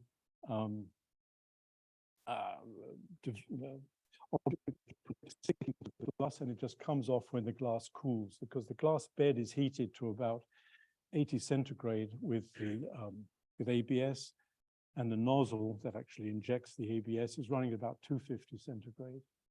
And it really works extremely well. You just sort of draw it on Tinkercad, the simplest of CAD systems. If anyone is interested, I'm very happy to give them some files and to explain what I've done to make things very straightforward. And there's there are really no hurdles if you choose a simple path. Of course, you can choose an incredibly complicated path, and you never get anything to work because you're always changing the print speed or the head size, or there's just endless possibilities for variations, most of which are just yes, wow. This is what happens when you become obsessed by building binoscopes. And there are sort of some there which are just 7x50s. Down on the stool there's some 80 millimeter ones, 60 and 80 millimeter ones. And then you have the 4-inch, the 6-inch, and the final one over there is 6-inch f8. I was trying to see the Comet last night, and I didn't see it with any of them. So, basically it's not as simple as that. The sky I have to the south should be good, because I look over Skillman Park. But it's always kind of glowing, and it's really dark down by the trees. The trees are really black, but you just see the silhouette of the trees all against the sky, and it's so frustrating. And you can, if you wanted to dabble in this kind of hobby with a 3D printer, these are just two telescopes. It's a 76 millimeter f10 and the classic 6-inch f8. And I rather like the square tube. It really makes for the outside is just plastic cut, corrugated plastic yard signs, but by having it square, you can put the felt inside, the black felt, and there's just nothing that absorbs light better than black felt. You can get the blackest of matte paints, it will just never beat black felt. And when it's square on these sort of panels here, which are just velcroed on around the main aluminum frame, there's just no internal reflections. It's just totally absorbed. You can put a laser straight into black felt and nothing comes back out. And the square geometry and the fact that you can disassemble it makes for an easy assembly. So anyway, that's just what I wanted to say. It's just a very interesting hobby. All these parts are 3D printed. The finder is 3D printed, the handle, the bearings, and all the secondary holders and everything. And it's so nice. The secondary holders, you just draw it in 3D. You put the mirror exactly where it needs to be, and you just need the tiniest of tweaks of sort of a 3-point suspension to get it exactly hitting the middle of the mirror. But the offset and everything is exactly right, because you've just drawn it to be right. You don't have your secondary kind of all over the place with a kind of infinite number of degrees of freedom of movement. Here you just can really just put it where you need it to be with the thickness of the mirror, and it's exactly right. So there we are. So any questions, you please come afterwards. I know that Ira now would like to talk to us about celestial navigation. There we go. Yeah.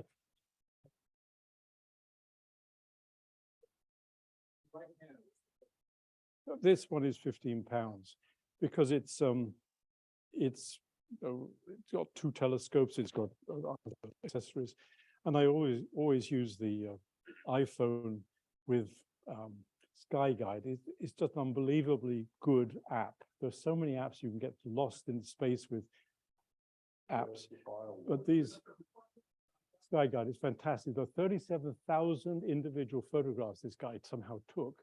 So it's a true photographic image of the sky.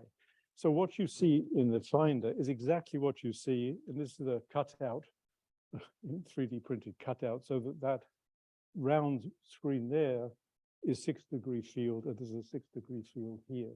So you can, and it's got the feature, because what is inaccurate, the only thing that's inaccurate is the magnetometer. And as you move around, it might drift off 1, 2, 3 degrees. But you could always pick up some asterism or some bright star, and you just put your finger on the screen and just make a correction, always seeing that the true finder and the image here is aligned. And then you just sort of know where you are completely. So it's very, very convenient. All right, so I just thought it might be a good time to do a brief summary of principles of celestial navigation. And the basic principle of celestial navigation is that you'll have a celestial object, and since we're talking about the noon side, I use the sun as an example, but it could be a planet, a star, or pretty much anything. The object is going to be somewhere over the Earth, which is the geographical position.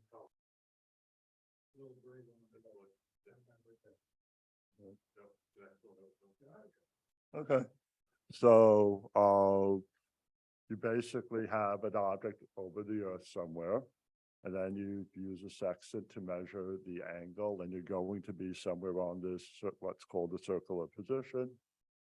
So what happens is if you take multiple circles of position or multiple sites, you'll find that if you have two sites, you're going to be at one of the intersections, either this intersection or that intersection, or if you take a third side, it will really tell you what where you are.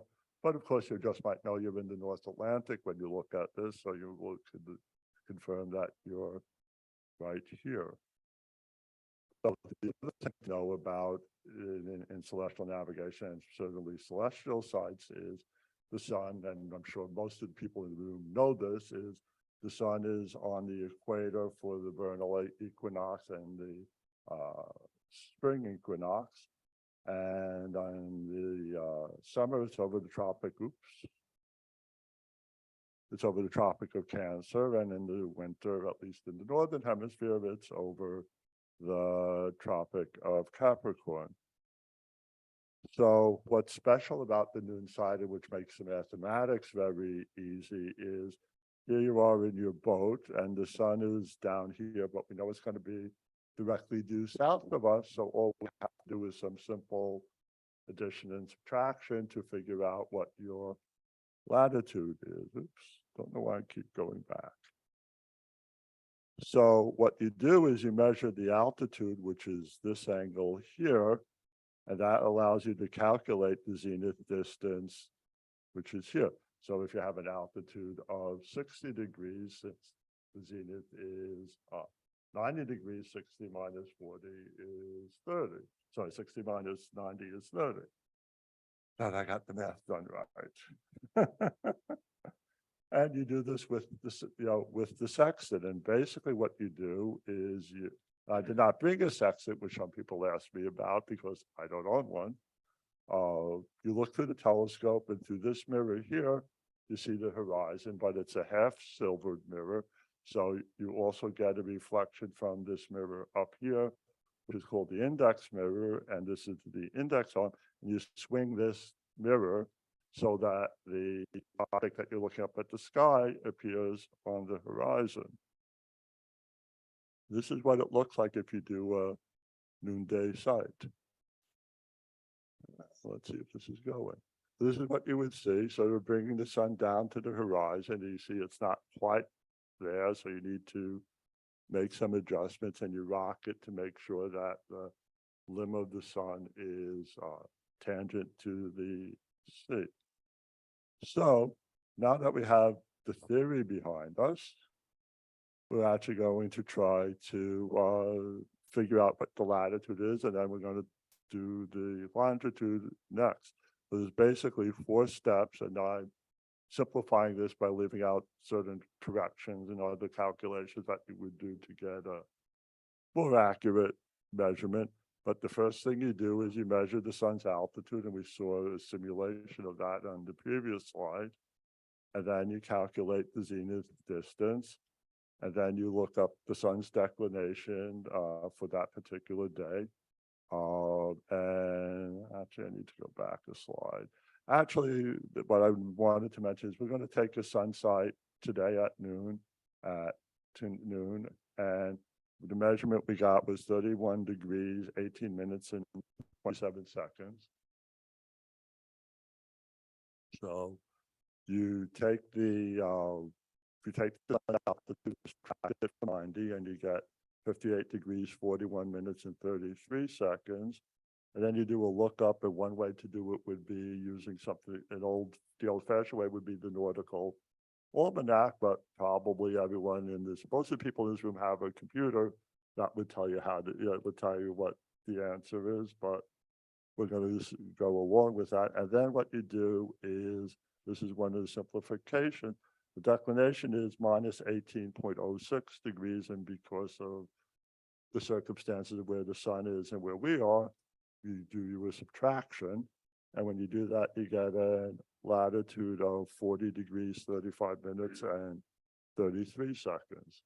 So it's really fairly simple. You just need to take some measurements and have the appropriate information to do a simple couple of additions and subtractions, and you can figure out where you are latitude-wise. Then when we start talking about longitude, one of the things you need to have is a watch so that you can measure, because longitude basically is a difference in time between where you are and where the prime meridian is, which if you remember on the slide where I showed the tropical Cancer and the equator, there was a purple line, which was actually the prime meridian, which runs through Greenwich, England, is probably very near Edmund Halley's house. So if you look at a map of the world, you'll see that if you look in the ocean, you'll see that the lines are pretty straight. Each of these lines represents the boundaries of the time zone. So if it's 4 o'clock at the central meridian and you go 1 hour west, it's going to be 3 o'clock. And if you go another hour west, it's going to be 2 o'clock. And the same thing happens when you go in the eastward direction. And of course, the important things to remember is the circle is made up of 360 degrees. There's 15 minutes in an hour, and 1 degree equals about 4 minutes of time in terms of longitude. So this is a more complicated process, but the thing to know is there's an angle called Greenwich hour angle, and that's measured westward from the prime meridian. So to figure out your longitude, the first thing you need to do is look up the GHA at universal time, which is the Greenwich meridian, and then you round down. So if it's 1700 hours and 20 minutes, you would use 17. But in this case, we're going to use, I lost something, but we're going to use 16 hours and 41 minutes and 37 seconds as the Greenwich hour angle. And then in the previous example, I used hours, minutes, and seconds. You can also do this, both calculations actually in decimal degrees. So we're going to do this one in decimals. And so we're going to do a step where we're going to convert the minutes and seconds to decimal degrees. And then you're going to take the minutes and seconds left from the value looked up here, which is the 41 minutes and 37 seconds, convert that to decimal degrees. And then you're going to take the results of step 2 and step 4 to calculate the longitude. So let's assume that when we took the side at time locally, that the time in Greenwich was 16 hours, 41 minutes, and 37 seconds. So when you look this up again in the Nautical Almanac, you would look up for 16 hours because you want to round down. And the value you get there is 16 degrees, 49.2 minutes. If you convert the 49.2 minutes into decimal degrees, you wind up with a value of 63.82. And then you need to do the same thing with the remaining. So that's the first 16 hours, but we need to still account for, why did I lose? There we go.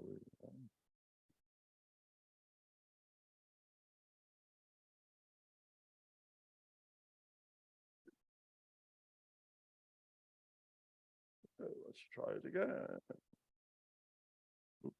That's why. Okay. Now I know why. Okay. So we do the same thing with the 41 minutes and 37 seconds, and we wind up with the number of minutes as being 41 minutes, 0.6167 seconds. And then you divide that number by 4 because each degree is 4 minutes in time, which gives you the 10.404. And then you just add the two numbers together and you get your longitude. And hopefully this longitude and latitude looks fairly familiar because it's intended to be right around here in Princeton. And that's essentially what you need to do to calculate longitude and latitude and how celestial navigation works. So, we were talking about our buddy John Miller, and I didn't have room at the top for others to comment. If anybody wants to say anything,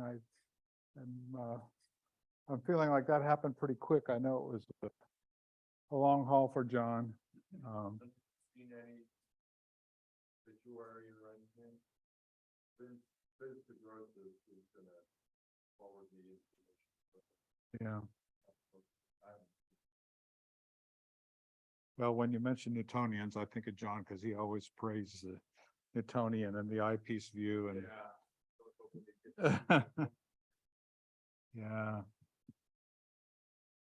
Well, if you guys will humor me, I'll whip through a couple of slides just because I think it's fun. And I know some of you have been to Australia. Interestingly, tonight's speaker had been there many times, but a couple of you I know. Where's John Master? There you are. Has been. Anybody else? Tom has been. Well, I had the great opportunity to go, and this isn't strictly speaking astronomy, but the wide world of science and adventure, right? And so I was there for 3.5 weeks, and my occasion was ended with work. So, but the good thing about working when you go on a long trip is it helps subsidize your adventure travel. So these images I showed before. So here's the little friends, the kangaroos, and it's hard to see them out in the wild unless you spend a lot of time. So this was at a special place that was doing animal rehabilitation. Sadly, these guys get injured just like they do up here. Let's see if I can get my site. Yeah, here we go. Some more of his pals there. So these are the full-scale kangaroos. There's a bunch of different words, but when they're smaller, they're wallabies. So this guy's a wallaby.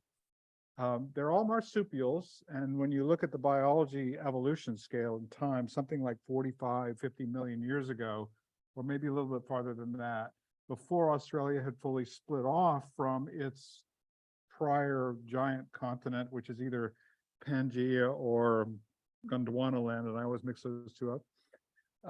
The common ancestor of mammals and these marsupials existed, and that's how marsupials ended up there. You probably know The only marsupial in North America is the opossum, which you may have in your backyard. Who knows what this guy is?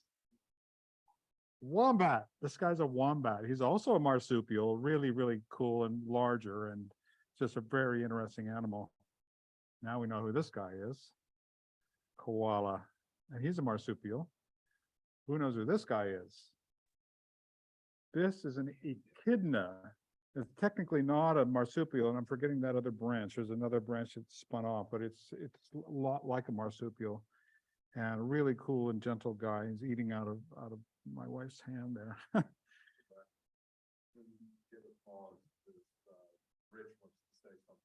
Okay.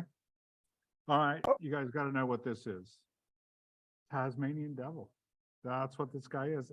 And he's a marsupial too. And they are Tasmanian devils because they can be quite vicious. So this guy he looks cute, but, and last animal picture, the emu, another flightless bird, the largest bird extant in the world except for the ostrich and the cassowary. So I guess he's third place. Not the last animal. Colorful birds.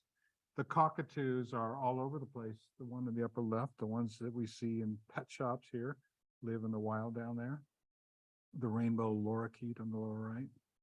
And here, of course, is the famous Uluru, or Ayers Rock, as it was once called. So you visualize out in the middle of the red center of Australia, this vast desert. It's so vast you can't even imagine. It's basically the whole continent except for the perimeter ring. And this rock, this sedimentary, metamorphic rock behemoth sits there and apparently goes well under the surface, which is mostly sandy desert here. A lot of mystery surrounds it, and the Aboriginal people consider it sacred, I guess is probably the right word. So the rules and regs have changed a lot. You can no longer hike up it, and they didn't even want you touching it, but it's quite a sight to be seen. And its neighboring rock formation, Katajuda, which we did hike up into, it's equally grand, made of the same type of a conglomerate rock. When you sit in your hotel room in the small complex, really the only civilization that's there for a long, long ways around, look outside your room, even though there was a full moon. A full moon, your iPhone captures the deep sky of the Milky Way. This is just literally pointing the iPhone up and taking in the Milky Way under a full moon. It's so astonishing. And of course, Alpha Centauri, which my Sky Guide app I held up to verify this is Alpha Centauri, which was the destination in Lost in Space, if I got that right. Come on, guys. I'm not the only one who remembers that, right? Yeah, the Jupiter above the moon there. The moon above a eucalyptus tree. And that, I hate it when the transitions are going. I don't want that transition. So one last thing here is just to bring up some of the history that is near and dear to the heart of our club, Venus transits, and I'm going to escape that because it's wanting to advance. Venus transits were important to the discovery of Australia itself by Europeans. And this goes back to Captain James Cook's first expedition that led him to Australia. And you can see the path that he took there in the map diagram, was to go to Tahiti, which had previously been discovered, to take a transit telescope down there and to do an observation of the Venus transit of June 1769, which they accomplished successfully. It was astonishing if you read sort of the original writings about how they did this, and they built this fort there. And the natives are like, the natives that lived on Tahiti were semi-friendly, but there were issues. There were a lot of issues going on, but they pulled this off and afterwards moved on to continue their voyage down to New Zealand. They circumnavigated and they discovered the whole New South Wales coast, and they were very close to Sydney. And here down on Tasmania, we have a little marker here that, oh, come on now. Stop doing.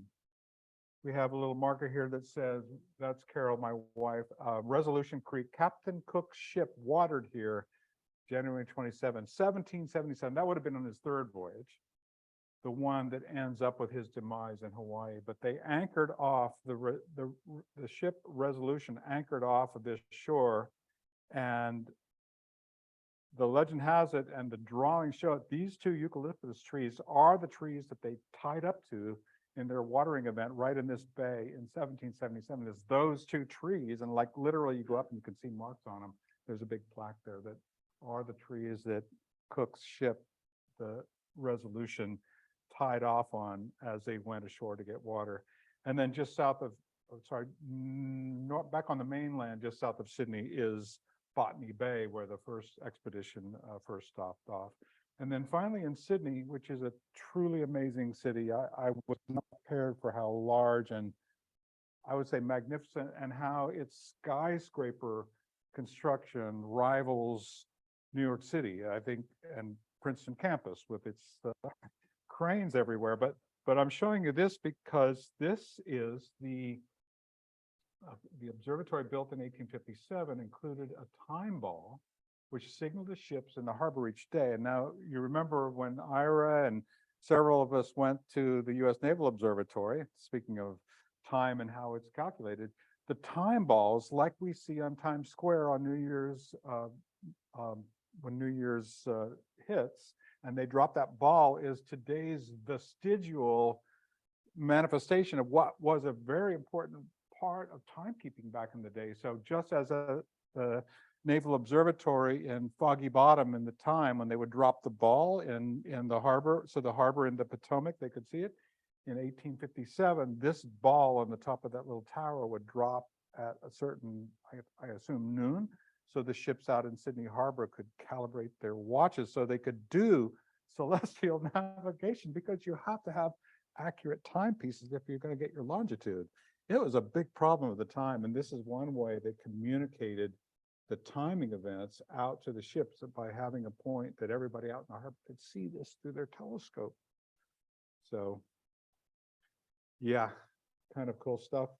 That's just barely scratching the surface, but that's all I'm going to occupy your time with there. Dave and Tom suggested one more. I don't know if there's an observing challenge. It's definitely a challenge. I don't know if it's an observing challenge because it may be impossible, right? But it's, I don't know, you want to describe this? 2 comets in one field of view, right? Yeah, actually, as of the 15th at 3:37 in the morning, these 2 comets are less than almost about 1 to 3 apart. And the blue circle is the 2 view, and that would be the constellation here. Wow. This is probably going to take imaging, though. They're going to be faint, right? But it's Yeah. it's not that terrible wide.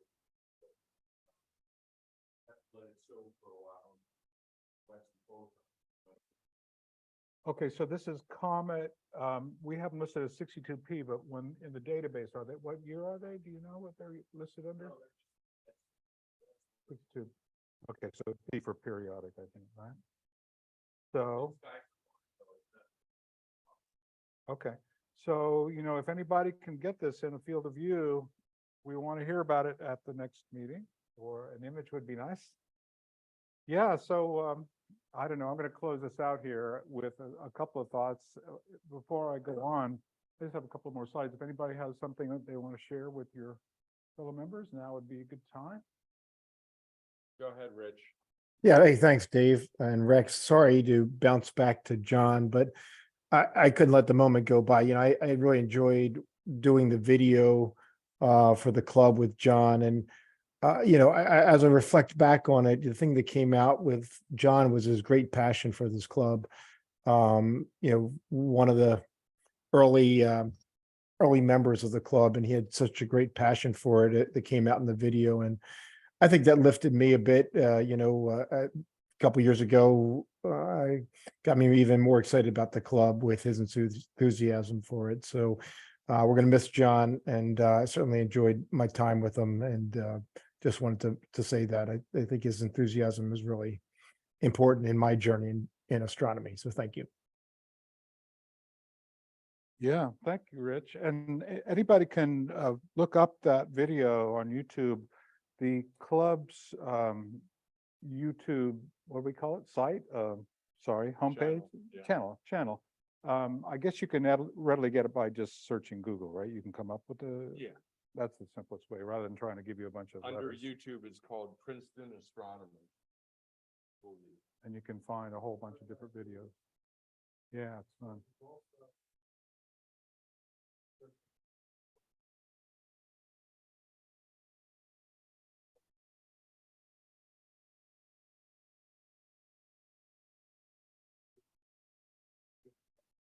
Oh, cool.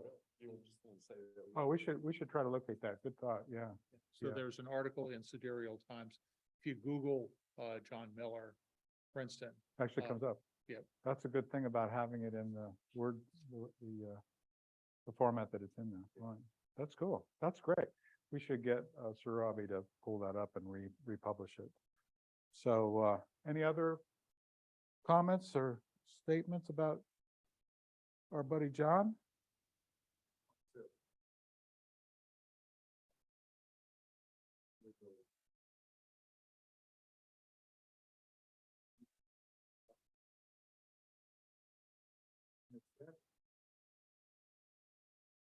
Yes.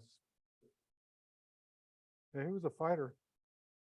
He was a fighter and he kept the attitude and might well have gone on, but I don't know, the Almighty has decided otherwise. So John's out there somewhere in celestial space, I think, no doubt. Yeah, so a couple more words here. So, we're interested in members and key holders and those of you doing astrophotography or astrovideo, as I like to call EAA, to comment and give your impression of the different filters, because one of the things we've noticed is the new generation of multi-narrowband filters are game changers. The various ones, I'm not going to state them because I'm just going to get them wrong or mix them up, but I've been playing with one as well. And I just want to show you an example, but really we're interested in hearing what members and key holders think, because we're going to acquire one for the setup out at the observatory. And Dave and Tom have got it all set up now. We have the filter drawer arranged and we can slip these right in. So we just need to decide which ones the club wants to buy. And, we don't mind loaning them as well to get more impressions. So anyway, the point being that this is an example of where the technology has gone. And even a few years ago, these weren't available. You could do hydrogen alpha, a little sliver of the spectrum. You could do oxygen 3. Now we're combining them. And you can see on this the transmission spectrum of the one that I've been playing around with called the Antlia tri-band RGB. You have the ability to capture not only oxygen 3 and sulfur 2, but hydrogen alpha, sulfur, oxygen 2, but then they brought in this blue band to help color balance what gets a little bit distorted if you're just bringing in the reds and the greens. But there's a lot of emissions out in deep space. And the point I'm going to bring up here is not just nebula.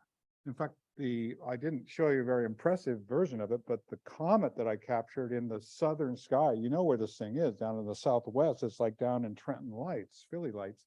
And I was able to take that data using this filter for the comet. So at 30-second exposures, no less.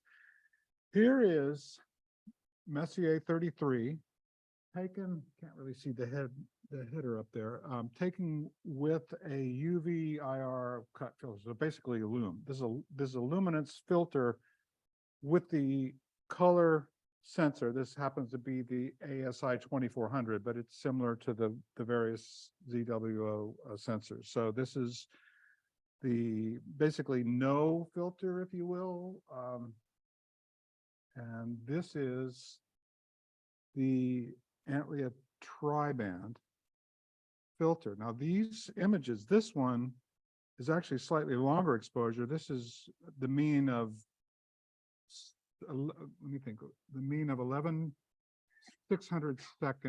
exposure, so 10-minute exposure, so a mean of 10-minute exposures. This is the mean of 12-minute exposure, but only 6 of them, so 72 seconds of exposure. What am I saying? 72, 12, somebody help me here. 12 times 6, 72. minutes of exposure and 110 minutes of exposure.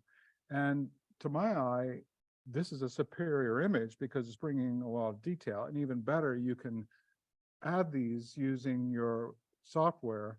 And here I've done basically a combination of the two together, not really a mean, but it's a way using Photoshop it's called Apply Image in Photoshop. If you try that, that's it right here. So it's to me, a surprising and interesting result that these, and the lights are really washing that out. I turn that off, Dave. Does anybody remember how we turn off that light? Over here? This one? This one. Ah, there we go. That's way better. Yeah. I mean, this is like 2.5 hours of exposure. That's the Antlia, that's the straight image luminance filter in front of the sensor. And that's the way we normally image galaxies. And yet we know there's a lot of H2 regions, star forming regions in most spiral galaxies, in all galaxies. And when you combine the two, you get this. To me, I think this is a really surprising result that these dual band, tri-band filters are working great for galaxies and not just for nebula. And that's what I wanted to tell you guys. So play around with it and let's hear opinions about what we should buy for the club.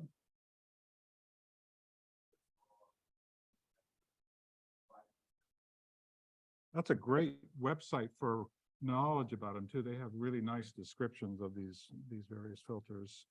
So I'm not going to go into it because we're running out of time, but I'm going to hit you guys with the Galileo project one of these times because there's some really cool stuff going on there. Did we have a question? Cassegrain. It's an imaging scope, so it's really set up for imaging to give a nice flat image, but similar to a Ritchie. It's actually called a Dahl-Kirkham design of a Cassegrain. Yeah. Yeah. Anybody got anything else? Yeah, I've been keeping an eye on this, and it's our old pal Abby Loeb. So thinking of, the things that went into this, you guys heard the talk a year and a half ago when he, via Zoom, described his story in Extraterrestrial, the book. And so there's more, and I'm just going to leave it at that. There's some really interesting things happening that maybe next month we'll have time to talk about. So that's going to end our meeting for tonight. The notes will record that it's 1 minute before 10.